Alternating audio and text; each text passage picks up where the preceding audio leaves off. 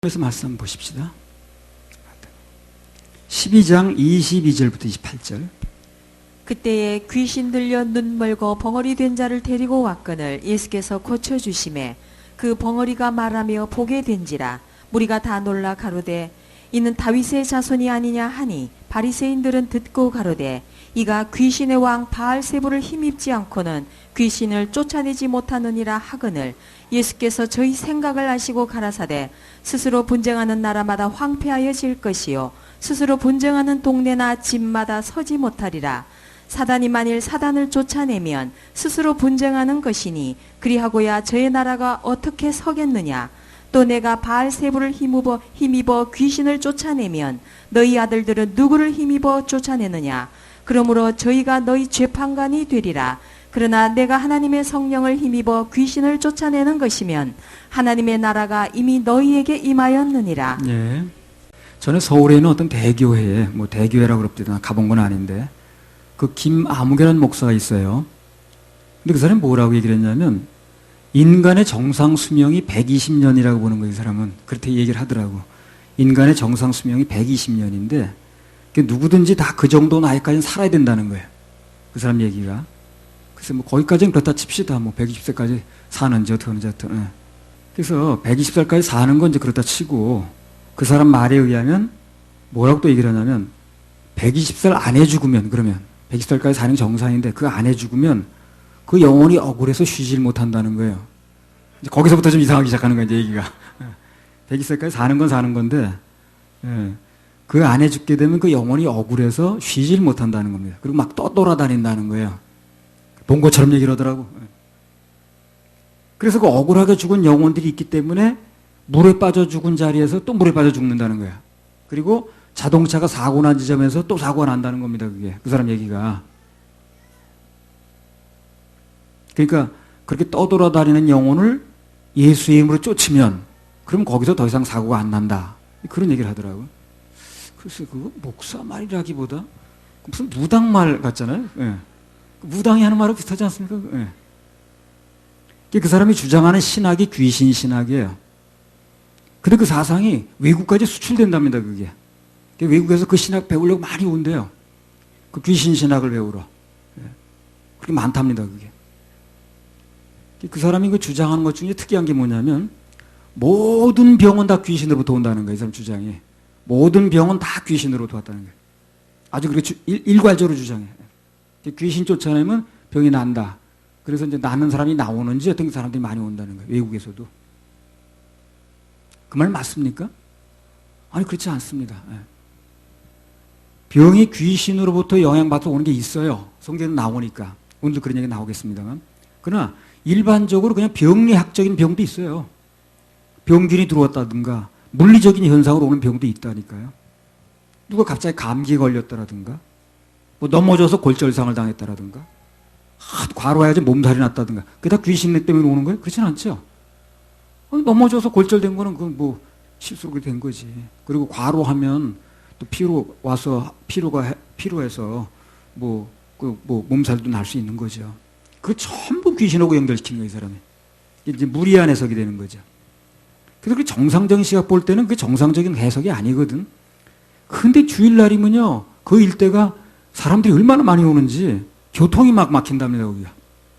그렇게 많은 사람들이 온대, 거기가. 그래서 야, 그거 참. 마태복음 9장 12절. 진짜 영혼의 생명을 전하는 사람들이 안 모이고, 그러니까 그 마태복음 그대로라. 생명을 전하는 곳에는 찾는 자가 드물다고 그랬죠. 그런 데는 엄청 많이 가는데. 예수께서 들으시고 이르시되 건강한 자에게는 의원이 쓸데없고 병든 자에게라야 쓸데있느니라. 물론 영적인 뜻이 있어요, 이 말씀은. 근데 단순히 육체적인 것만 적용하면 이 말씀을 한마디로 말하면 뭡니까? 병이 들면 의원이 필요하다는 거죠. 그런 얘기 아니겠어요? 그 영적인 뜻도 있어요, 이게. 근데 그냥 단순하게 이렇게 해석을 하면 문자 그대로 병이 들면 의원이 필요하다 그 얘기 아니에요. 그래서 병이 들면 의원이 어디 있겠어요? 병원이 있지. 그 병원에 가야 된다는 얘기를 하는 거예요. 간단히 말하면. 전부 귀신이라고 해가지고 앉았을 게 아니라. 병이 들게 되면 우선 이 병이 약으로 치료할 병인가 아니면 그야말로 기도하면서 귀신을 쫓아내서 치료할 병인가 이거를 분별을 해야 됩니다. 그래서 이제 약이 아닌 기도해가지고 하나님께 매달려야 될 병들이 뭐 몇 가지 있어요. 예를 들면 그런 겁니다. 방금 말씀드린 것처럼 귀신 들려서 온 병이라든가 또 병원에서 현대의학으로 도저히 안 된다는 병이 있거든. 안 됩니다, 이건. 현대의술을 가지고는 살려낼 수가 없습니다. 할 땐 매달려 봐야 되겠죠. 그렇지 않습니까? 그리고 특별히 어떤 병은요, 내가 이게 약을 쓸 수도 물론 있지만 기도로 한번 내가 낫고 싶다는 감동이 올 때가 있어요. 그런 병도 있습니다. 그건 본인에게 오는 거예요.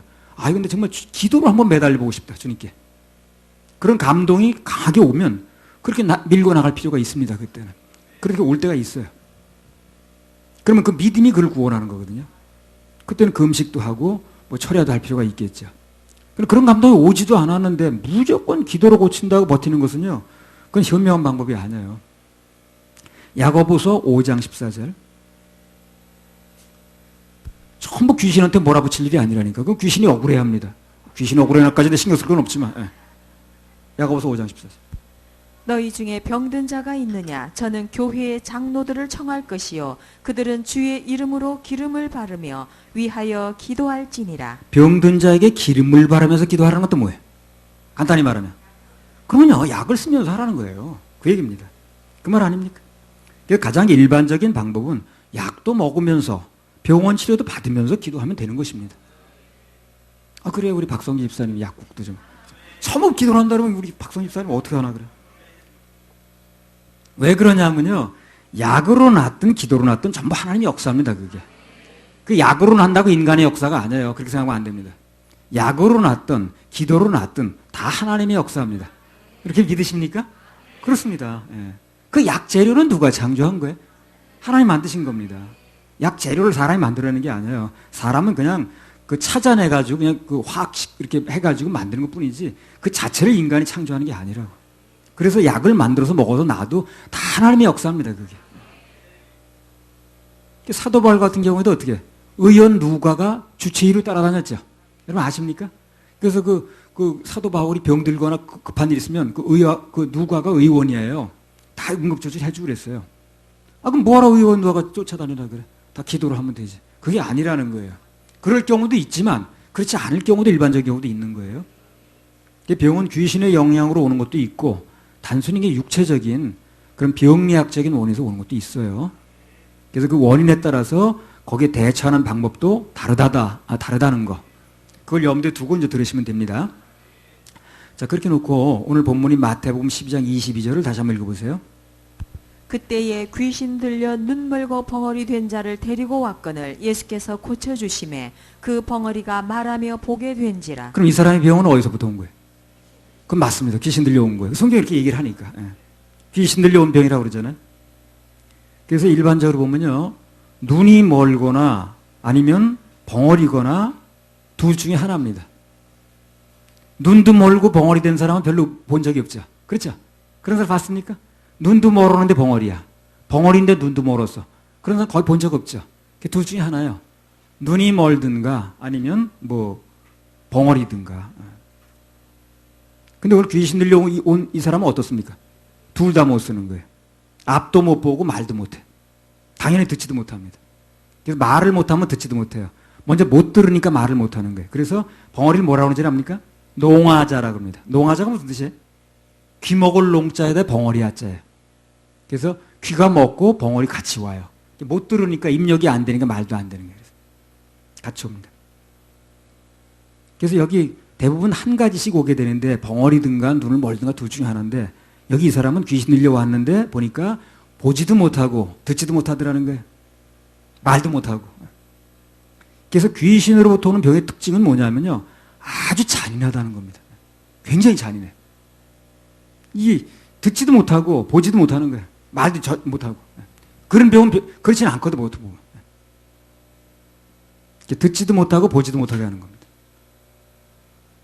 그래서 그 사단의 영향을 받고 있는 사람 보면 영적으로 똑같아요. 영 못 듣더라고. 그렇게 얘기하는데 못 들어. 그래서 듣지도 못하고 보지도 못하고 말이야. 그래서 주님께서 우리 주시는 그런 육신의 약함 때문에 오는 병은요, 병이 들었다 할지라도 반드시 감당할 수 있게 해주셔요. 감당하게 해주십니다. 지난 하나님 안에서 일어난 일은요, 어떤 일을 겪든 간에 그 결과가 전화위복으로 돼요. 합력선입니다. 한번 해주세요. 전화위복. 전화위복 합력선. 네. 우리 김지현 집사님도 전화위복 합력선. 그래서 주님 안에서 일하는 일은요, 그렇게 걱정 안 해도 돼요. 병이 들었든 뭐가 들었든 간에 다 감당할 수 있게 해주시고요. 그걸 통해서 합력선으로 만들어줍니다. 하나님 안에서 일하는 일은요, 걱정하지 마시고 그냥 그분의 인자하심에 맡기세요. 꼭 병뿐만 아니라 어떤 일이 벌어져도. 근데 사단의 영향 때문에 일어나는 일은요, 아주 잔인합니다. 인정사정 없어요.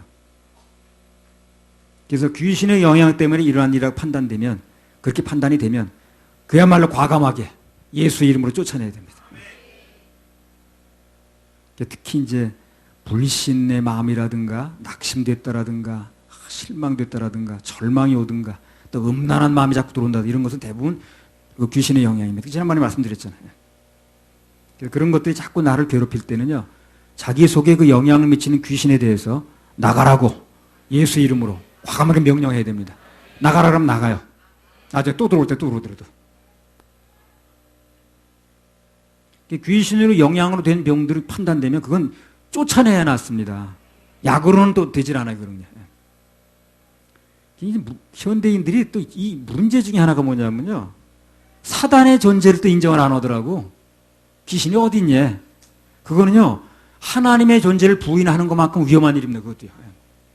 왜? 사단이 분명히 있습니다. 있으니까 사람을 시험에 빠뜨리는 거거든요. 그걸 인정할 때 쫓아낼 수 있는 거 아니겠어요? 그리고 인정할 때에, 내 마음속에 이게 내 마음이 아니라, 내가 내 본 마음이 아니라 어떤 세력이 나를 영향을 미치는구나 하고 자기가 분류할 수 있거든. 그 인정을 안 하니까, 그 세계를 인정 안 하니까 기분 나빠도 내가 나쁜 거야. 그걸 고쳐주려고 해도 내가 공격받는 거야. 그러니까 안 되는 거예요. 그래서 귀신의 존재를 인정하고 어떤 것이 잘못된 게 내게 들어오게 되면 이게 내 본 마음이 아니다. 귀신의 영향권 안에 있기 때문에 내 본 마음이 아니게 영향받고 있다. 그래 쫓아낼 수가 있는 건데 다 자기 마음이래, 그게. 그러니까 그 사람을 도와줄 수가 없어요. 기분 나빠하니까. 사람들이 사단의 존재를 안 믿으니까 귀신들이 아주 제멋대로 그냥 활개치고 다니는 거예요. 그 사람 막 영향을 미쳐도 그 사람 귀신의 영향이라는 걸 생각하지 않고 자기 마음이라고 생각하니까. 그 누가 건드려 주지도 못해요. 기분 나쁘다 그래서. 그래서 귀신 들린 사람에게는 다른 약이 없습니다. 예수님 앞에 나와야 돼요. 그리고 예수 이름으로 쫓아내야 됩니다. 귀신이 벌벌 떠는 존재는 예수님밖에 없거든. 그 신약성에 보니까 무슨 뭐 바울도 내가 알고 다 안다던 누구냐 그러고 막 달라들죠. 그래서 귀신이 벌벌 떠는 존재는 예수님밖에 없어요. 그래서 이 눈 멀고 벙어리 된 사람은 귀신의 영향으로 그렇게 된 거기 때문에 예수님께서 귀신을 쫓아내고 고쳐주셨습니다. 우리 예수님은 인간의 죄 문제도 해결하실 수 있고 또 귀신도 쫓아낼 수 있는 유일한 분입니다. 유일한 분이에요. 예수는 귀한 분입니다. 그런 존재는 세상에 없어요. 뭐 약을 가지고 뭐 지어주든가 병원 치료하든가 뭐 그렇게 한 가지만 하지 두 가지가 영적으로 귀신 쫓아내는 거 다 하는 사람이 없다고. 근데 예수님은 그걸 다 하는 분이라. 예수님과 함께 있다는 건 걱정거리가 없다는 거예요. 그래서 이사할 때까지 비도 좀 멈춰주시고 지진도 딴 데서 나게 해주시고 그것도 지진 났다 소리들이 불안할까 봐 온담에 나게 하시고. 그래서 아무튼 그래서 누가 됐든 간에 그 인생에서 예수님과 가까이 있다는 것은요, 육신적으로 병도 고침받고 영적으로 죄사함과 구원도 받을 수 있는 아주 기가 막힌 위치에 있는 겁니다. 지금 아주 기가 막힌 위치에 있는 거예요. 그것만 알면 야, 이게 내 지금 기가 막힌 위치에 있구나 하는 걸 알 텐데 사람들이 그걸 모르더라고. 그러니까 귀중한 시간이 와도 그걸 못 잡아. 내가 내게 시간이 주어졌다는 건 내가 정말 예수님의 그 은혜를 받을 수 있는, 그분의 혜택을 볼 수 있는 아주 기가 막힌 절호의 찬스에 있구나 하는 걸 알게 되면 마음이 열리거든. 근데 그걸 다 멍하게 넘어가더라고 사람들이. 참 그게 보이는 입장에서 보면 답답하더라고. 야, 저런 길 저렇게 넘기느냐.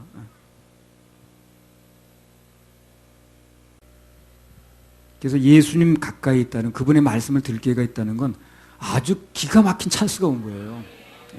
그러니까 주일날도 마찬가지입니다. 한 번의 기회가 주어졌다는 것은 내 마음 열기에 따라서 굉장한 은혜를 받을 수 있어요.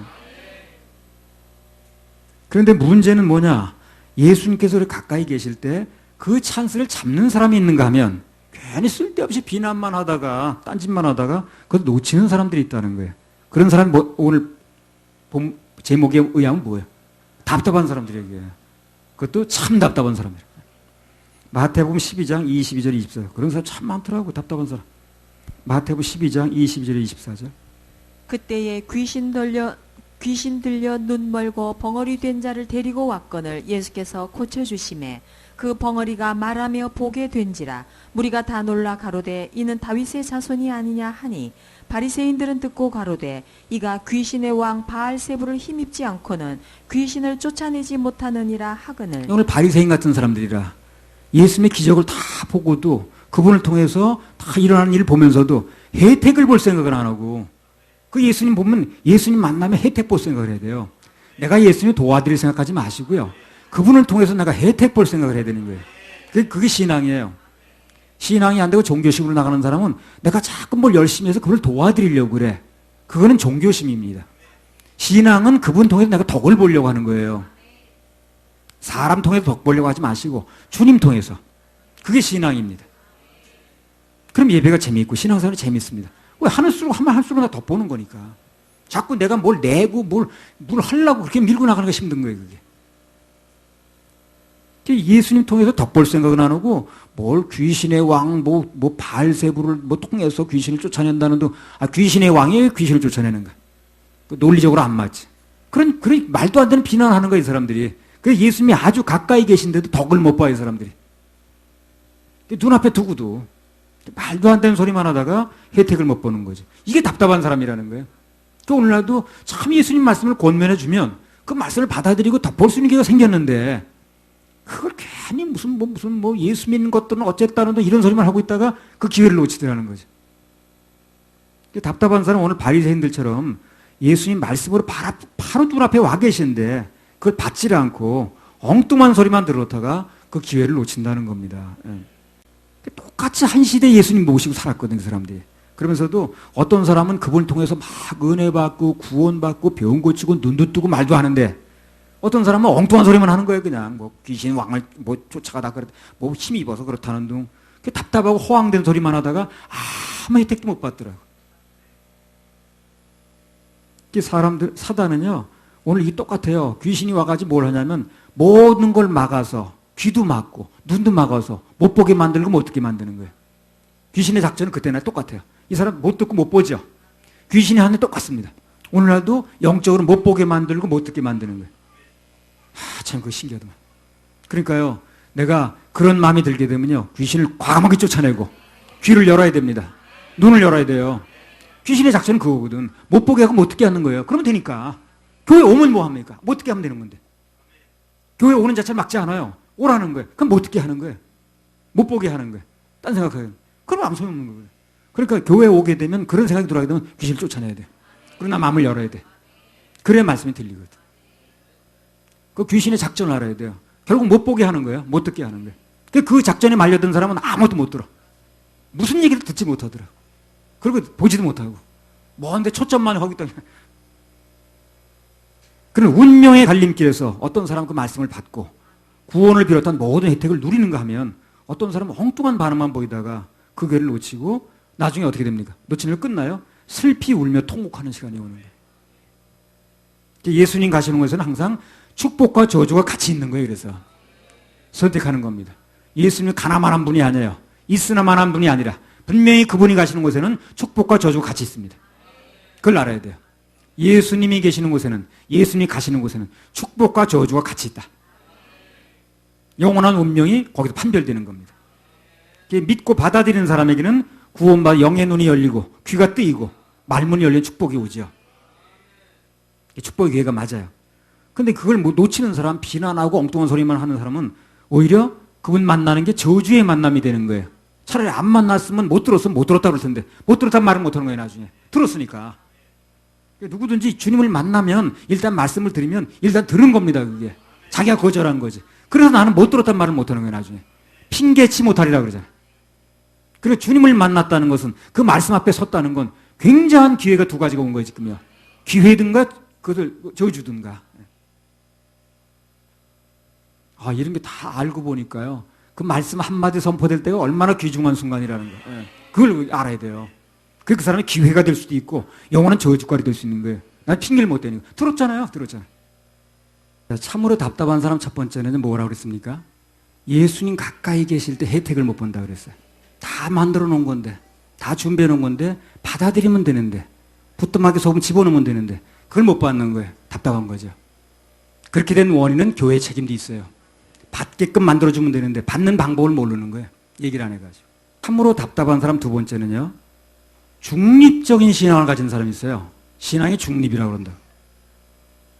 중립이란 신앙이라는 건 간단히 말하면요, 신앙적으로 볼 때 이것도 아니고 저것도 아닌 거예요. 예. 문제가 안 되는 쪽으로 그냥 하는 거지, 그냥. 예. 마태복음 12장 30절. 나와 함께 아니하는 자는 나를 반대하는 자요 나와 함께 모으지 아니하는 자는 해치는 자니라. 예. 우리 흔히 하는 말 중에요, 아이고 가만히나 있으면 중간이나 가지, 그런 말 있죠. 예. 가만히나 있으면 중간이나 가지. 이 세상에는요, 중립을 지켜서 덕을 보는 경우도 있기는 해요. 덜어. 정말 가만히 있어 중간만 가서 덕을 보는 경우도 혹시 있긴 합니다. 예를 들면 이제 그런 거죠. 그 세계 2차 대전 때 스위스라는 나라가 있었거든요. 지금도 있나? 스위스? 있죠. 예. 아, 스위스 있어요. 있어요. 예. 그 히틀러가 막 그 유럽을 막 밀고 들어갈 때거든. 이 사람들이 뭐냐? 재빨리 영세 중립국이라 그래서 자기네. 우리 영세. 세상 끝날 때까지 중립국이다. 그리고 거기를 비켜간 거예요. 그래서 그 나라가 전쟁에 휘말리질 않았습니다. 그럴 때 그러니까 중간이 그때는 좀 덕 좀 본 거예요. 예. 그때 연합국 쪽으로 섰든가 하게 되면 히틀러를 공격하는 건데, 우리 중립국이다. 연합국 쪽에 딱 그 군사 그 기지도 안 내주고, 그렇다고 히틀러 편을 든 것도 아니고, 우린 영세 중립국이다. 그래서 전쟁으로부터 이제 보호가 됐습니다. 그 외에도 세상에는 좀 중간 정도 있어가지고 좋은 일도 꽤 많이 있어요. 예. 그런데 분명히 우리가 알 게 뭐냐면, 신앙에는 중립이라는 게 없다는 거예요. 세상 원리 가지고 하면 안 돼요. 세상에서는 중립 지켜가지고 덕보는 경우 더러 있지만, 그러나 신앙에서는 중립을 지키면 안 돼요. 신앙에서 반드시 어느 편을 결정해야 됩니다. 하나님께 연합하든가 아니면 사단 편에 서든가, 둘 중에 하나만 해야 돼. 바쁜 사람이 둘 다 하려고 그럴 게 아니라. 그건 왜 그렇게 해야 되냐면, 예수님이 요구를 하세요. 그걸요. 어느 편에 설 것인가 결정하라는 거예요. 그래서 우리가 결정해야 돼요. 그분이 그걸 요구하니까. 또 어느 편에 서려고 그러는데 또 어느 편이냐? 예수님께서 이것도 아니고 저것도 아니고 소위 중립이라는 사람들 제일 싫어합니다. 그래서. 어느 정도 싫어합니까? 토하에 내신다 그랬어요. 피아가 분명히 구별이 안 되면 아군이냐 적군이냐 구별해내면 전쟁을 못해요. 그렇죠? 전쟁하기 전에 먼저 아군인지 적군인지 알아 총을 쏠 거 아닌가. 저기 적군인지 아군인지 구별이 안 되면 총을 못 쏘잖아요. 전쟁이 안 되는 거예요. 전쟁을 하려면 분명히 그 사람이 아군인지 적군인지 그것부터 구별돼야 되는 거예요. 그래서 그 구별하자는 거예요. 근데 사람들은 사단은 뭐랍니까? 중립. 너무 깊이 들어가지 말어. 이 중립이란 얘기거든. 그건 하나님 안에서 안 맞습니다. 주님이 그걸 요구하지 않아요. 분명히 어느 편인 걸 결정하라는 거예요. 그래 전쟁할 수 있다는 거예요. 열왕기상 18장 21절. 엘리야가 모든 백성에게 가까이 나아가 이르되 너희가 어느 때까지 두 사이에서 머뭇하려느냐. 여호와가 만일 하나님이면 그를 쫓고 바알이 만일 하나님이면 그를 쫓을지니라 하니 백성이 한 말도 대답지 않았지. 영적으로 타락한 시대거든요. 이 시대가. 그래 여리고성 그 다시 건축하면 뭐 아들이 죽는다 그러다 아랑곳없이 막 다시 있죠. 그 사람이. 그래 맏아들 죽었죠. 그럼 하지 말아야지 그동안. 근데 계속 하는 거야. 그럼 마지막 아들 또 죽었지. 말째 아들. 그런 시대에 그 시대가. 하나님 말씀이 그렇다고 그래도 여전히 하는 시대거든. 이 타락이 왜 온 겁니까? 이쪽도 저쪽도 아닌 중립이 많은 거예요. 그래서 온 거예요. 그 타락이. 그러니까 예배의 단을 세우기 전에 먼저 뭘 요구하는 거예요. 엘리야가. 어느 편인가를 결정하라는 거예요. 먼저. 하나님 편이냐 바알 편이냐를 먼저 결정하라는 거예요. 그래 놓고 영적 전쟁을 하겠다는 거거든요. 그래서 머물머물 더구는 사람들은 다 결정하라는 거예요. 근데 이 사람들이 말을 못하는 거예요. 지금 어느 편이라고. 하나님 백성이라는 사람들이. 그 말을 못한다는 건 뭐예요 지금요? 예, 끊지 못한 거예요. 그냥 어정쩡하고 있는 거예요. 이렇게 엉거주춤. 그러니까 거기서 모든 타락이 온 거예요 지금요. 어정쩡한 사람들이 많은 곳에 타락이 오는 거예요. 우리 교회는 어정쩡한 거 싫어합니다. 어정쩡한 사람 난 별로 좋아하지 않아요. 주님이 안 좋아해서 그러는데 그런 사람들이 모든 타락이 오는 거예요. 교회는 색깔이 분명해야지. 그렇죠? 아 그래요. 교회는 교회답게 색깔이 분명해야지. 어정쩡해야지 그게 뭐예요 그게. 그러니까 그런 사람 때문에 문제가 되는 거예요. 어정쩡해서. 그래서 전쟁을 지금 하기 전에 그걸 먼저 얘기를 하는 거예요. 어정쩡하지 말아라. 어느 편에 서라는 거예요. 바알 편에 서든가 그럼 그쪽으로 하고 하나님 편에 서든가 결정을 하라는 거예요. 그래 놓고 전쟁을 하겠다는 거거든요. 근데 이 사람들이 어정쩡해서 말을 못하는 거야. 그건 무슨 말이냐면 아직까지 직사는 어정쩡히 사는 거야. 그러니까 어정쩡한 사람이 많으니까 이게 타락이 온 거예요 지금요. 분명하면 그런 일을 하겠어요? 예배 실패하면 어떤 일이 벌어지냐 분명히 내가 인식을 했는데 그런 일을 하겠냐고. 어정쩡하니까 그러는 거거든, 그게.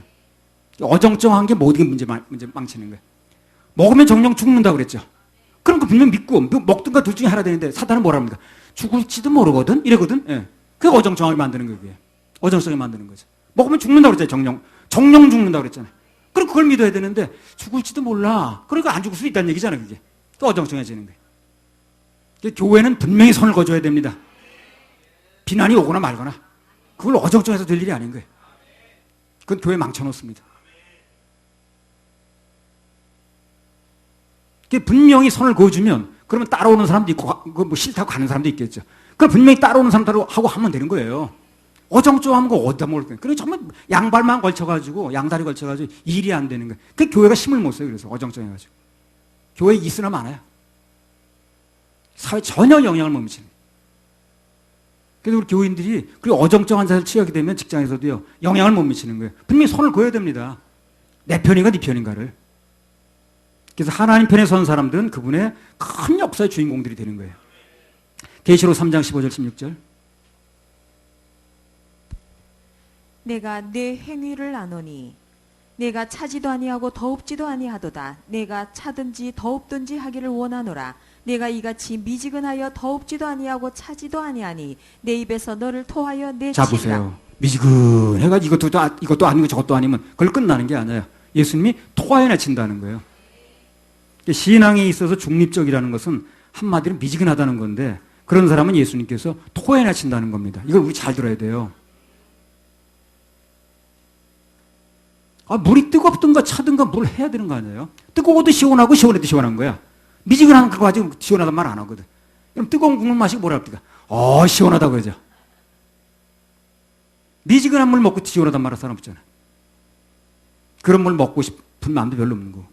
그래서 우리 하나님의 자녀들은 이 중립이라는 말을 좀 냉정하게 생각할 필요가 있다고. 중립이라는 말을. 이게 좋은 게 아니에요. 그냥 분명히 선을 그어줘야 무슨 좋은 일이 나든가 뭐든가 결정을 하는 거지. 좋은 게 아니라니까요. 예를 들어서 내가 누구하고 이제 힘든 싸움을 하고 있어. 엄청나게 힘든 싸움을 하고 있는데 내 옆에 있는 누군가가 난 중립이거든요. 그리고 전혀 도와주지 않네. 그럼 그 사람 내 편이 아니야. 아닙니다, 그건요. 중립이 아니에요. 내 편이라 볼 수 없는 거예요. 내가 힘들 때 나 도와줘, 내 편이지. 나 중립이에요. 그리고 대개들끼리 알아서. 그러면 그건 내 편이 아니지. 중립은 예수님 편이 아닙니다. 그걸 아셔야 됩니다. 적이나 마찬가지. 도움이 안 되니까. 온 교회가 하나가 돼서 사탄과 전쟁을 하고 있는데 나 혼자 중립이라고 딴 볼일 보고 있으면 그 사람 예수님 편에 선 사람이 아니라니까요. 교회나 성도 편에 선 사람도 아니고. 마태복음 12장 30절. 나와 함께 아니하는 자는 나를 반대하는 자요 나와 함께 모으지 아니하는 자는 해치는 자다. 나와 함께 하지 않은 자는 중립은 뭐예요? 반대입니다. 나와 함께 모으지 않으면 해치는 겁니다. 그걸 아셔야 돼요. 이걸 내 판단이 아니라니까. 예수님이 말씀하시는 거예요. 중립은 없다는 거예요. 중립은 중간 어정쩡한 게 아니라 넌 내 편이야, 저쪽 편이라지 그러는. 나중에 가가지고 난 중립이었는데요. 안 됩니다. 뭘 중립이냐? 저쪽 편이지. 여러분 생각해 보세요. 글쎄. 내가 맞아서 다 죽어가는데 도와줘서 날 건져내지 않고 나 중립이니까 상견 안 한다니까. 그게 중립이냐고. 나중에 그 사람 내 편이라고 얘기를 하겠어요, 내가? 당신 중립이었어? 그러면 내 편이 아닙니다, 중립은요. 신앙에는 중립이 없어요.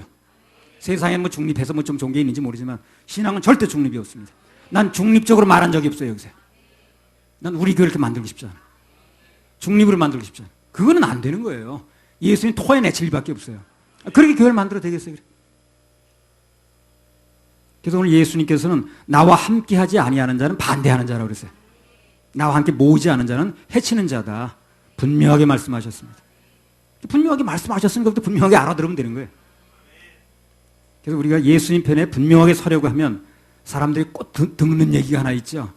우리가 예수님 편에 분명히 쓰려고 그러면 사람들이 뭐라고 그럽니까? 주로 그런 얘기지 뭐. 그건 너무 그렇게 깊이 빠지지 말어. 그거 광신적으로 그러지 말어. 적당히 듣면 되는지 뭘 그래요. 누군 왕년에 교회 안 다녀봤나? 그런 소리 하죠. 너 별나게 그러지 말어. 너무 깊이 빠지지 말어. 이게 중립으로 살라는 얘기 한마디로. 안 됩니다. 그 사단의 소리라는 걸 알아야 돼. 중립은 없어요, 신앙에. 성경 어디에도 중립의 서란 말은 없어요. 이쪽 편에 서든가 저쪽 편에 서든가. 여호수아도 그랬죠. 나는 나와 내 집은 여호와를 따를 텐데 너를 따르기 싫으면 가라 그러면. 예. 중립이서란 말은 없잖아. 근데 사단은 꼭 중립을 얘기를 해. 그렇게 너무 깊이 빠지지 말어. 그냥 뭐 대강 해. 누구 왕년에 교회 안 다녀본 거예요? 그러면서. 중립을 지키라는 말이 중간만 하라 그 말인데 그게 사단의 소리라는 걸 알아야 됩니다. 왜? 성경은 전혀 그렇게 말한 적이 없습니다. 주님은 언제나 먼저 내가 어느 편인가 그걸 분명히 하라는 거예요. 그 여호수아도 그러잖아요. 그 여호와의 사자가 나타나니까 어느 편인가. 뭔가 하시기 전에 반드시 먼저 요구합니다. 그래서 우리는 매 순간에 내가 지금 누구 편인가? 누구 편의 얘기를 하고 있는 건가 지금? 그걸 분명히 해야 돼요. 최소한 그건 분명히 해야 됩니다. 내가 지금 하는 말이, 내가 지금 하는 행동이 최소한 난 누구 편에서 얘기를 하고 있는가? 누구 편을 들고 있는 건가? 그거 정도 분명히 해야지, 색깔이. 그래야 하나님 역사를 체험할 수가 있어요. 교회는 색깔이 분명해야 돼요. 신앙에는 절대 중립이라는 게 없습니다. 하나님 편이냐 사단 편이냐 그것만 있는 거예요. 중립은 절대로 하나님 편이 아닙니다. 그래서 신앙에서 적당히 중립을 지킨다는 사람 중에 1년에 단 한 명이라도 전도하는 사람 보셨습니까? 여러분? 없습니다. 선을 그을 때 되는 거죠. 중립으로 있다는 사람이 1년에 한 번 전도하는 사람 봤냐고요. 영혼 얻는 거 보셨습니까? 못 봤습니다. 중립을 지킨다는 사람이 교회에서 뭘 활동하나 보세요. 그죠? 일주일에 한 번 예배 참석하기도 바빠 그 사람. 세상적인 중립은 영리한 건지 모르지만 영적인 중립은 타락입니다. 그게. 좀 심하게 말하면 사단 편인 거예요. 그게. 주님 편이 아니라고 그랬으니까. 주님 편이면 아니면 어디야 그러면. 어디겠어요. 중립 편이 아니면 중간지대예요. 주님 편이 아니면 사단 편인 거예요. 그걸 냉정하게 구별하지 않고 그냥 어정쩡하게 난 주님 편도 아니지만 그렇다고 사단 편도 아닌데 뭐. 내가 아니라고 해서 아닌 게 아니라니까요. 주님은 내 편이 아니면 아니라고 그랬으니까. 마태복음 12장 33절. 좋고 실과도 좋다 하든지 나무도 좋지 않고 실과도 좋지 않다 하든지 하라. 그 실과로 나무를 아느니라. 그래요. 예수님께서 말씀하시기를 나무도 좋고 실과도 좋다고 하든지 아니면 나무도 좋지 않고 실과도 안 좋다고 하든지 결정을 하라는 거예요. 결정을. 그 나무가 어정쩡하게 있다고 해서 열매가 어정쩡한 열매가 열리는 게 아니에요. 그렇죠? 분명히 열매 나오는 겁니다. 아니 무슨 사과나무하고 배나무가 어정쩡하게 있다고 사과 배고 합쳐서 납니까? 그렇진 않죠. 분명히 열매는 하나로 나오는 거예요. 그래서 그 사람이 어떤 태도를 가졌냐에 따라서 열매 나오게 돼 있는 거예요. 어정쩡하게 있다고 열매가 그렇게 무슨 그 보람직한 열매가 나오는 게 아니라. 그래서 하나님 편에 서든가 아니면 사단 편에 서든가 둘 중에 하나를 선택하라는 겁니다. 그 실과로 열매를 안다고 그랬으니까.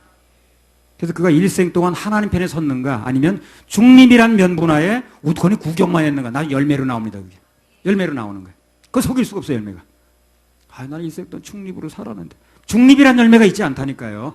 호두나 무슨 밤이나 그게 중립 열매가 없잖아요. 분명히 열매는 하나로 나오는 거예요. 열매를 보면 대번해야 합니다. 그래서 다시 한번 강조하면 신앙에는 절대 중립이라는 게 없다는 겁니다. 적당히도 없어요. 세상을 선택하든가 하나님을 선택하든가 둘 중에 하나입니다. 우리 교회는 중립은 없어요. 그게 내 성향이 그렇다는 게 아니라 주님이 그걸 요구하시니까. 주님이 요구하는 데 따라가는 게 교회 아닌가? 그래서 예수님께서 그걸 요구하신다는 겁니다. 그래서 그 말을 듣느냐 거절하느냐 그것만 남은 거죠. 그래서 오늘 이 말씀을 듣는 분은 괜히 중립이란 명분하에 어정쩡하게 있지 마시고 확실하게 주님 편에 서셔야 됩니다. 열매가 그렇게 나와야 되니까. 열매를 판단하는 거니까. 그래서 주님께서 예비하신 모든 것 내 것으로 받으셔야 됩니다. 그리고 이 다음 하늘나라에서 제일 좋은 상 타시길 바랍니다. 할렐루야. 우리 하나님께 박수 올려드려요. 자, 이 다음에 우리가 이제 하늘나라 가게 되면 하늘나라가 있다는 건 믿으십니까? 믿으셔야 됩니다. 예. 우리가 안 믿는다고 없는 게 아니니까. 아까 지옥이 없다고 뭐 얘기한다고 해서 넘어간다고 해서 없는 게 아니듯이. 근데 우리가 하늘나라 가면 서울께서 왔다고 이제 얘기할 거 아니에요, 우리가요? 어디서 왔어? 서울께서. 그럼 예수님 무슨 반응을 보이실 건가? 이것도 한번 생각해 보겠어요. 심심할 때. 한가할 때 그것도 한번 생각해 보세요. 우리가 서울교회에서 왔다고 그러면 가는 건 틀림없습니까? 예, 가는 건 틀림없어야지. 가면 어디서 왔냐고 이제 우리 서울교회에서 왔습니다. 그럼 스데반 맞이할 때처럼 일어서실 것인가 그분이? 왔냐 그래? 그러면 말 것인가? 생각해 볼 여지가 있어요 그것도요. 예. 신앙적인 중립에서 과감히 탈피해야 됩니다. 예, 중립 안 좋은 거예요. 자, 중립에서 있는 사람들, 중립이란 명분하에 어정쩡하게 있는 사람들, 답답한 사람이라고 했습니다. 우리 찬양 하나 올리십시다. 빛의 사자들이여 하는 찬양이 있어요. 259절.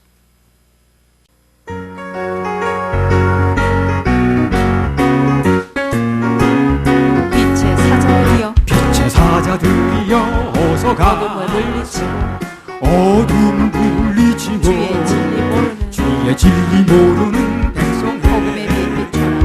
복음의 빛 비춰라 빛의 사자들이여 빛의 사자들이여 복음의 빛 비춰라. 복음의 빛 비춰라 죄로 어둠 밤 죄로 어두운 밝게 밤 밝게 빛의 비춰라 사자들이여 빛의 사자들이여 선한 역사 위하여 선한 역사 위하여 힘을 주 함께 하시겠네. 주 함께 하시겠네 주의 넓은 사랑 주의 넓은 사랑을 전파하라 복음의 빛 비춰라.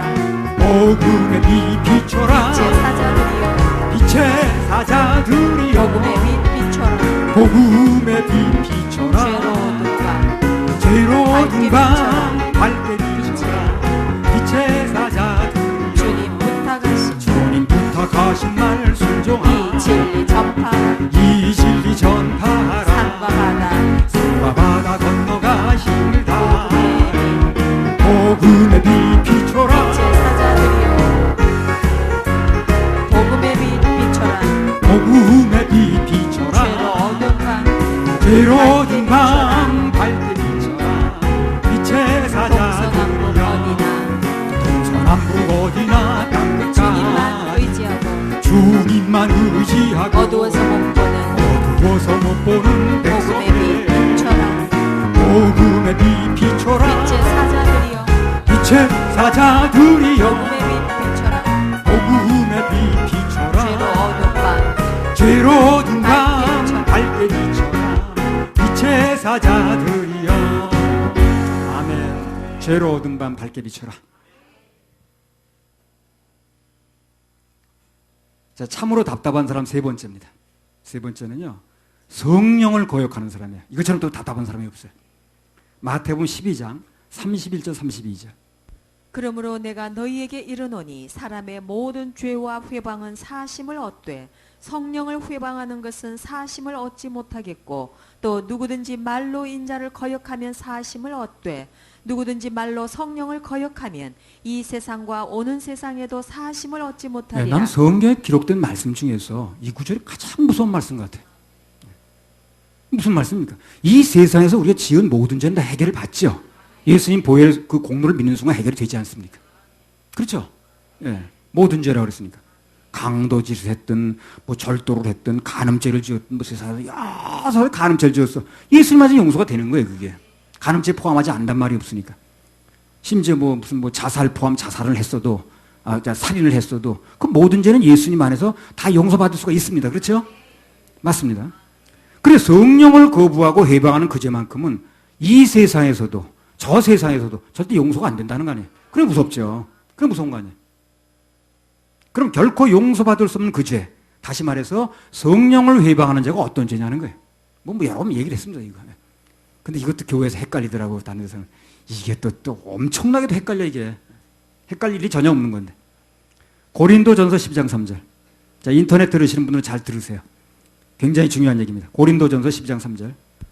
그러므로 내가 너희에게 알게 하노니 하나님의 영으로 말하는 자는 누구든지 예수를 저주할 자라 하지 않고 또 성령으로 아니하고는 누구든지 예수를 주시라 할 수 없느니라. 성령으로 아니하고는 누구든지 예수를 주시라 할 수 없다고 그랬습니다. 그러면 한마디로 말하면, 바꿔 말하면 예수 그리스도의 복음을 받아들이게 하는 것이 성령의 역사라는 거죠. 그럼 성령을 거부하면 예수의 복음이 안 들어오는 거예요. 그러니까 예수의 복음을 거부하는 사람은 성령이 오셨네 별소리 다 해도 성령을 받아들이는 게 아닌 거예요. 그 주 사역을 안 받는 거예요 지금요. 이걸 분명히 구별을 안 해주더라고 사람들이 또. 그러니까 성령의 주 사역이 은혜로 주신 것들을 알게 하는 거거든. 예수님의 복음 믿어지게 하는 거거든. 성령이 들림받으면 구원이 없는 거예요 이 세상에. 그런데 이 성령을 거역하는 것은 그래서 복음을 안 받는 거기 때문에 그래서 용서가 안 되는 거예요. 복음 자체를 안 받았으니까 용서가 안 될 수밖에. 구원을 안 받아들이는 자체가 바로 성령을 회방하는 거고 성령을 거역하는 겁니다. 그런 사람은 구원을 거절했으니까 이 세상은 물론이고 오는 세상에서 용서가 안 되는 게 당연해요. 당연하죠. 구원 자체가 안 됐으니까. 구원 자체를 거절했으니까. 자, 누가복음 23장 39절에서 43절. 달린 행악자 중 하나는 비방하여 가로되 내가 그리스도가 아니냐 너와 우리를 구원하라 하되 하나는 그 사람을 꾸짖어 가로되 내가 동일한 정죄를 받고서도 하나님을 두려워 아니하느냐 우리는 우리의 행한 일에 상당한 보응을 받는 것이니 이에 당연하거니와 이 사람의 행한 것은 옳지 않은 것이 없느니라 하고 가로되 예수여 당신의 나라에 임하실 때에 나를 생각하소서 하니 예수께서 이르시되 내가 진실로 네게 이르노니 오늘 내가 나와 함께 낙원에 있으리라 하시니라. 십자가상에서 두 강도가 나옵니다. 한편 강도는 뭐라 그랬어요? 이 결정적인 순간에, 이 운명적인 순간에 네가 하나님의 아들이면 한번 내려봐. 그리고 너도 한번 구원해봐. 남 구원하는 거 둘째치고 이런 소리하고 앉았네. 그 순간에 그런 소리 하고 있어요. 그게 어떤 순간인지 모르는 거야, 이 사람이. 그 운명의 순간이 불과 몇 분 남았는지 그걸 모르는데 그런 소리 하고 있는 거예요, 지금. 그런 소리 하는 사람 지금도 있어요. 그 순간이 얼마나 중요한 순간이 그걸 모르고 딴 소리 하고 있더라. 참 답답해, 정말. 그 다른 한 강도는 그 기회를 잡는 거예요, 바로. 내려가서 선행할 시간 없어요? 없습니다. 언제 십자가에 막힌 상태에서 언제 선행을 한다는 거예요. 여태까지 죄만 졌는데. 근데 그 순간에, 숨이 끊어지기 직전에 그 순간에 그걸 잡는 거예요, 이 사람이. 뭘로 잡습니까? 말로 잡습니다. 주여, 당신의 나라 임할 때 나를 기억해 주시옵소서. 그 말은 뭐니까? 내가 당신 나라 가는데 결정적으로 당신이 날 구원해 줄 수 있는 분이라는 거죠. 구원자를 인정을 하는 거예요. 구세주를 인정하는 겁니다. 그래서 그 결과 예수님으로부터 내가 오늘 나와 함께 낙원에 있겠다. 약속을 받아냈습니다. 그럼 갔을까요? 당연히 갔죠. 그럼 두 사람 차이가 뭡니까? 차이가.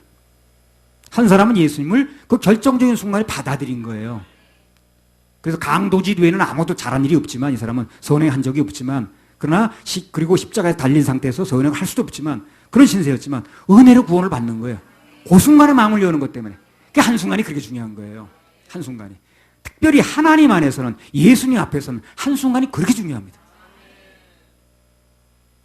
그런데도 한 사람은 그 마지막 순간에 그 기회가 또 있었는데 자기한테도 그 쓸데없는 거부하다가 쓸데없는 소리 하고 있다가 그 기회를 놓치잖아요. 그 차이가 천국과 지옥 차이입니다. 그게 뭔지 알면은요, 한순간 그 순간이 나에게 얼마나 운명의 순간인가 이걸 알아야 돼. 예. 어디 집회 한번 가잖아요. 그러면 그 집회를 열었을 때 그 목사가 1년 내내 거기 오는 게 아니잖아요. 그럼 한 번 왔을 때 그 시간이 어떤 시간인 줄 알아야 된다고. 그냥 그 한만이 넘길 게 아니라 그게. 그래서 하나님께서 기회를 주실 때 그것을 안 받아들이면 그게 바로 성령을 거역하고 그 성령을 해방하는 거예요. 구원받는 걸 도와주는 게 성령의 역사인데 그걸 거부했으니까 성령을 해방하는 거예요. 근데 그 죄는 구원이 안 됐으니까 지금도 안 되고 앞으로도 안 된다는 거예요. 그런 사람이 세상에 제일 답답한 사람이라. 마태복음 12장 37절. 내 말로 의롭다함을 받고 내 말로 정죄함을 받으리라. 그래서 내 입으로 의롭다함을 받을 수도 있고 정죄함을 받을 수 있다는 거죠. 입술의 열매인 거예요, 전부 다. 그래서 아직도 영혼의 구원 문제가 분명치 않은 분이 있다면 성령께서 마음을 움직이고 감동 주실 때 그때 그 음성에 순종해야 됩니다. 반응을 보여야 됩니다. 그러면 누구나 우리 주 예수님께서 거저 주시는 구원, 그 은혜를 누릴 수가 있어요. 참 이제 다 차려놓은 건데 그거 차려놓은 밥상 못 먹는 거예요. 그러니까 답답한 거죠. 할렐루야. 우리 하나님께 박수 올려드려요. 자, 한 가지만 더 하고 짧게 하겠습니다. 이거는 간단하게 말씀드리고 마치겠습니다. 참으로 답답한 사람 한 가지 더 본문이 나왔어요. 그게 그래서 하는 거예요. 무익한 말 하는 사람이 있어요. 전혀 영양가 없는 말, 할 필요도 없는 말, 걔는 쓸데없이 하는 말. 이 무익한 말을 하는 건데 이게 또 답답한 사람이야. 해놓고 다 까먹고. 마태복음 12장 36절에서 37절. 내가 너희에게 이르노니 사람이 무슨 무익한 말을 하든지 심판날에 이에 대하여 신문을 받으리니 내 말로 의롭다함을 받고 내 말로 정죄함을 받으리라. 자, 36절에 보면요. 내가 너에게 이르노니 사람이 무슨 무익한 말을 하든지 그 말이 없어지는 게 아니라 심판날에 그 말을 왜 했는가에 대해 신문하겠다는 거죠. 그게 말이 얼마나 이게 참 무서운지 몰라. 우리 말하면 눈에 안 보이니까 없어지는 줄 알아요, 말이. 그렇지 않습니다. 어딘가에 그대로 남아있습니다, 이 말은. 여러분, 한번 한 20년, 30년 전에 녹음한 거 한번 들어보세요. 내가 이 말을 한 거야? 정확히 남아있습니다. 내가 20년 전에, 20년 전에 그 테이프 그 주일마다 해놓은 거 있거든요. 주일 저녁도 해놨고. 그걸 내가 이제 지난번에 어쩌다 한번 자료가 이렇게 보니까 그때 그 한 말이 그대로 살아있더라고. 그러면 하나님께서 우리가 그 일생 동안 한 것이 어딘가 그걸 다 많았다는 거거든, 그게. 그래서 그 말, 네가 이렇게 말했잖아 하고 틀어주면 녹음에 딱 나와요, 그게. 그럼 저는 잊어버렸는데, 잊어먹긴 뭘 잊어먹어 나오는데. 무슨 무익한 말을 하든지 심판날에 그 말에 대해서 다 판단을 받는다는 거예요. 예. 그러니까 이 답답한 사람이 뭐냐면 괜히 쓸데없이 무익한 말 하는 사람이 있어요. 이거야말로 이제 가만히 있으면 죽만 가는 건데. 어떤 사람은요, 기껏 기도해놓고요, 막 주여, 주여, 주여, 주여, 주여 해놓고요, 그 주여도 리듬이 있더라고. 그전에 오살리 기도 가보니까, 주여, 주여, 주여, 주여, 주여, 주여, 주여, 예, 주여, 주여, 주여, 예, 이 리듬이 있더라고. 난 그것도 따라도 못하겠다. 그것도 꼭 우리 목회자 진짜 숙소 밑에 있는 그 88기도 우린 거기도 그러더라고. 그분이 잘 못 알아듣는다고 생각이 드나 봐. 한참 나 하니까 이분이 밤이 너무 늦어서 못 알아들을까 그러는지 한번 소리 딱 지르더라고. 예! 그래서 그리고 또 주님이 깨는 게 아니라 주님은 다 내가 깨더라고 자꾸. 뭐 내용이 그런 거더라고. 건축을 하다가 뭐가 지금 안 되고 있대요. 그런데 좀 빨리 되게 해달라는 그런 얘기고, 또 한 사람은 또 옆에서 뭐냐면 그 옛날에 주님 축복하실 때 11조도 잘 안 하고 그때 감동 주셨는데 안 했다가 이제 쫄딱 망했다는 거예요. 그래서 이제 부도나게 생겼는데 한 번만 용서해 주시면 이제 잘하겠다는 그 얘기인가 본데 그렇게 그냥 밤새도록 하더라고. 걔네가 속으로 저렇게 소리 지르면 미리 잘했지. 그분이 막판에 몰려서 저러나. 기껏 기도해놓고 그래. 말씀 듣고 나서 하는 말이 보나마나 암디야. 될 리가 없어. 이런다니까. 뿌려놓은 씨앗을 뭡니까? 말로 다 뽑는 거예요. 말로 뽑는 거예요. 말처럼 실체가 없어요. 손이 가는 건 말이 더 중요한 겁니다.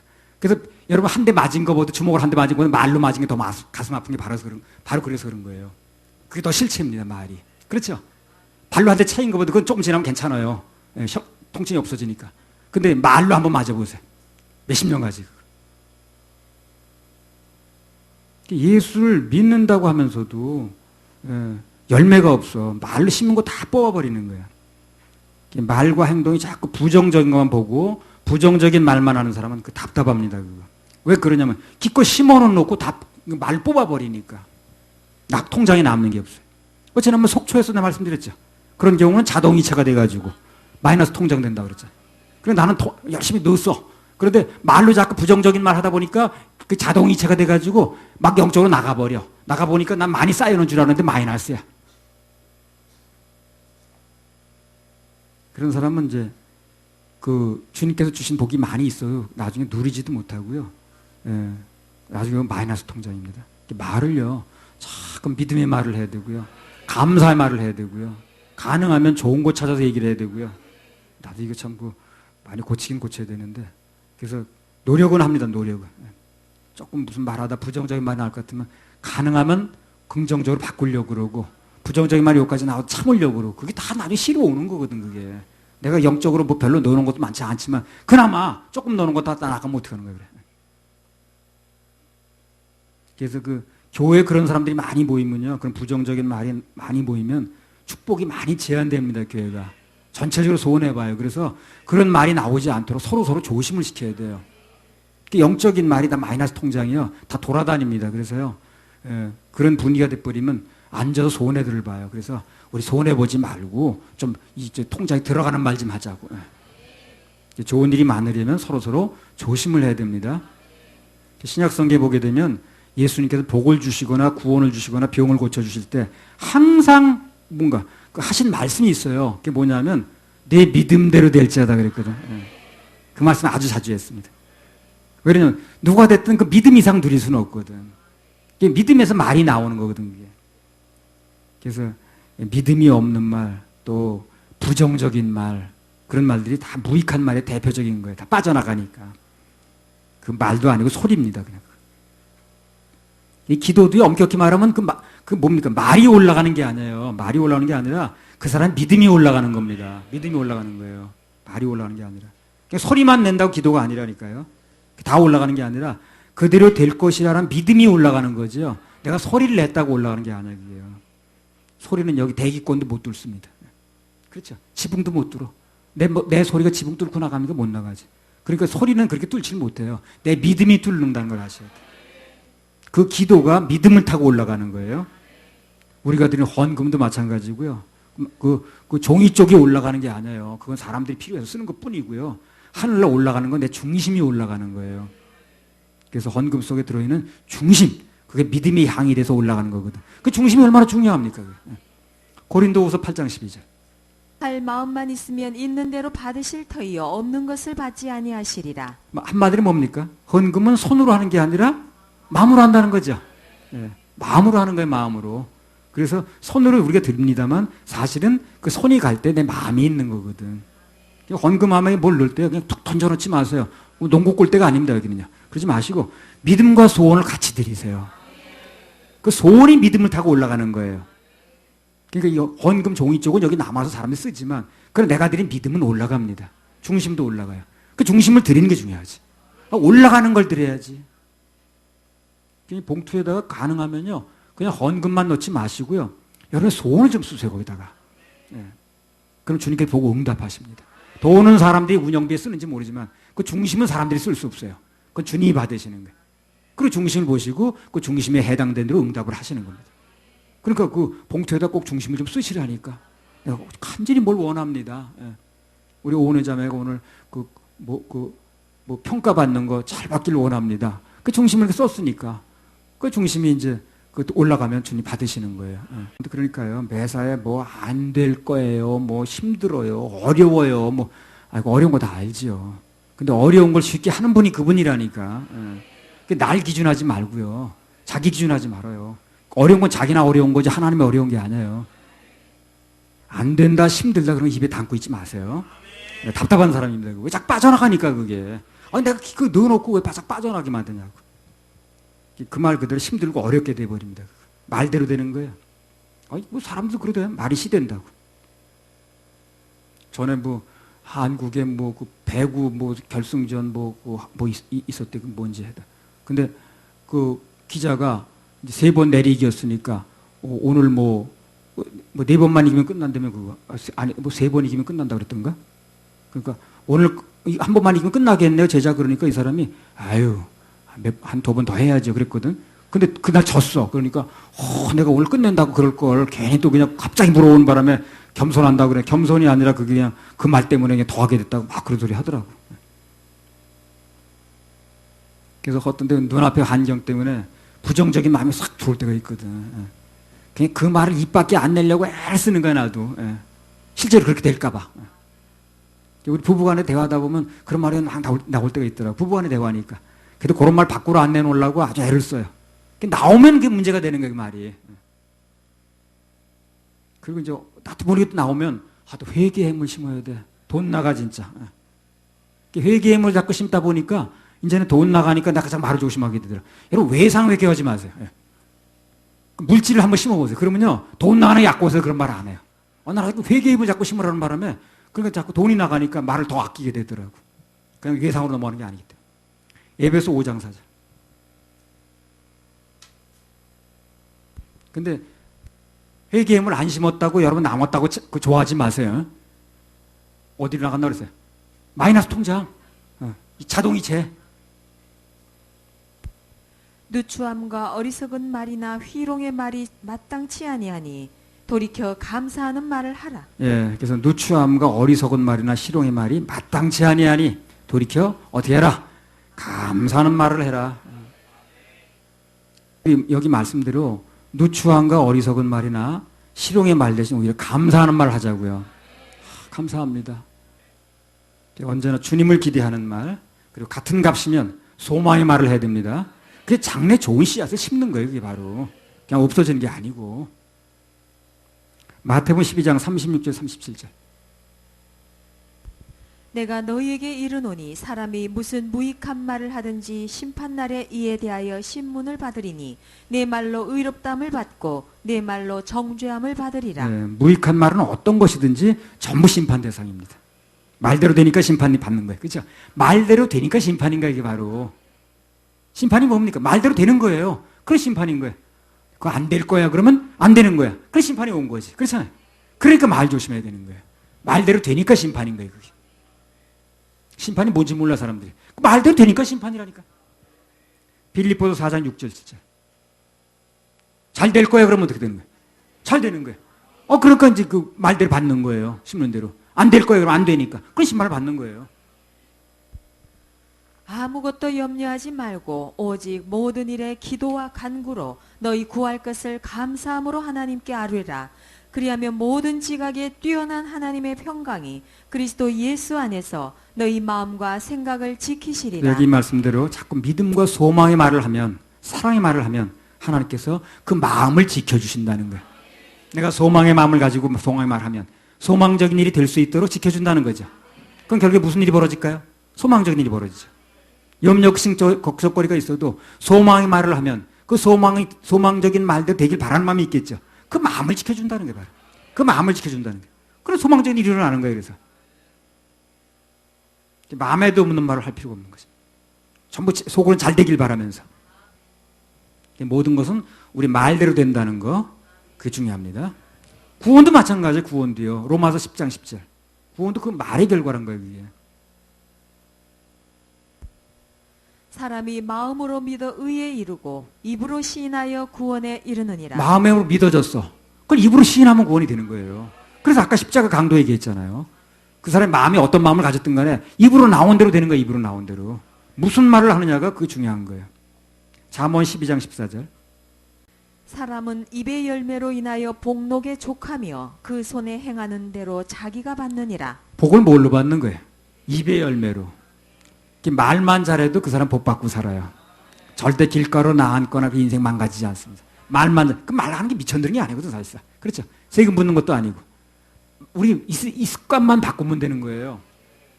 말이라는 게 무슨 말하자마자 세금 붙는 게 아니잖아요. 그 돈 드는 것도 아니잖아요. 바꾸면 돼, 바꾸면. 그래서 입의 열매 때문에 복록에 족한다는 거예요. 모든 게 입의 열매거든. 혀만 잘 써도 사는 길이 생깁니다. 잠언 18장 21절. 죽고 사는 것이 혀의 권세에 달렸나니 혀를 쓰기 좋아하는 자는 그 열매를 먹으리라. 죽고 사는 게 뭐에 달렸어요? 혀의 권세라고 그러잖아요. 죽고 사는 게. 그러니까 아무리 어려운 일이 있어도 말만 바꿔서 하면 돼요. 그럼 상황도 바뀌어집니다. 말이 그 야고보서에 보면요. 큰 배 키라고 그래서 키. 그럼 엄청나게 큰 배가 뭘 따라서 움직입니까? 키 따라 움직이죠. 그 야고보서에 보세요. 그렇게 나왔지. 엄청나게 큰 배가 키 때문에 움직인다고 그랬거든. 그 혀가 키를 노릇 하는 거예요, 키. 그래서 혀는 되게 조그마하고 뭐 쇠치밖에 안 된다고 그러지만 그게 우리 전체를 움직이는 거예요. 말을 바꾸면 운명이 바뀌어요. 말을 돌리면 운명이 돌려집니다. 그 엄청나게 큰 배가 그 키 때문에 바뀌어지는 거거든. 마태복음 10장 32절 33절. 누구든지 사람 앞에서 나를 시인하면 나도 하늘에 계신 내 아버지 앞에서 저를 시인할 것이요 누구든지 사람 앞에서 나를 부인하면 나도 하늘에 계신 내 아버지 앞에서 저를 부인하리라. 네, 아무튼 그러니까요. 단지 예수님만이 구원자라고 말 한마디 시인한 것 때문에 구원받는 거고 그 시인 못한 것 때문에 구원이 안 된 거예요. 그게 참 억울하지. 그러니까 아마 지옥 간 그 강도는요 지금도 그럴 거야. 그때 그 시인할 걸, 아우, 그 기회가 있었는데 그 옆에 녀석은 시인해가지고 되더만 나는 그 입이 방정이지 정말 그럴 거야. 그때 시인할 걸, 믿을 걸, 순종할 걸, 드릴 걸, 갈 걸, 아멘 할 걸. 맨 꼴이야, 그게. 다 이루어놓으신 건데, 글쎄. 다 이루어놓으시고 말만 받아들이면 되는 걸 그렇게. 답답하죠. 기껏 헌신하고 막 심어놓고 말로 다 까먹는 그것도 답답한 거예요. 그래서 오늘 이 말씀을 이제 우리 모두가 들었는데요. 전부 좋은 말 심으시기 바랍니다. 그래서 내가 지금 살고 있는 게 조금 뭐가 부족하다 그러면 이제라도 좋은 거 심으면 돼요. 그래서 하늘의 복, 땅의 복을 다 누리시기 바랍니다. 할렐루야. 하나님께 영광의 박수 올려드려요. 자, 오늘 말씀을 정리하겠습니다. 참으로 답답한 사람 네 가지 유형이 나왔습니다. 예수님 곁에 있으면서도 그분으로부터 아무 혜택도 못 받는 사람이 답답하다고 그랬어요. 그분은 모든 선물과 육적인 선물, 영적인 선물 다 준비하고 있는데 그걸 받으면 되는데 엉뚱한 소리 하다가 뭐 예수가 어디 있냐는 그런 소리 하다가 뭐 말씀드려도 되냐고 이런 소리 하다가 못 받는 사람 답답합니다. 답답한 사람 두 번째는요. 하나님 편도 아니고 사단 편도 아니고 색깔이 분명치 않은 사람. 그런 사람이 답답한 사람이라고 했어요. 그런 사람 나중에 자기 열매가 나올 때 이제 그 보면 알게 되죠. 분명히 하나님 편에 서든가 아니 싫으면 아주 떠나든가 둘 중에 하나가 하는 거예요. 떠나면 안 되겠죠. 하나님 편에 서야 되겠죠. 참으로 답답한 사람 세 번째는요. 성령을 회방하고 성령의 음성을 거부하다가 지옥 가는 사람. 답답한 사람입니다. 성령께 다 이루시고 그걸 믿게 해주기에 성령이 계신 건데 그걸 거절하다니. 그리고 참으로 답답한 사람 마지막으로 평생 부정적이고 무익한 말만 하다가 그 열매를 거두는 사람. 기껏 심어놓고 다 까먹는 사람. 그런 사람 답답하다고 그랬습니다. 그래서 오늘 이 말씀을 들은 분들은 여기서 들었던 인터넷을 통해 들었던 이 답답한 세 가지 유형 중에 하나도 들지 말길 바랍니다. 답답한 사람이 아니고 현명하고 똑똑한 사람이 돼서 모든 축복의 주인공들이 되시기를 예수님 이름으로 축원합니다. 할렐루야. 우리 하나님께 박수 올려드려요.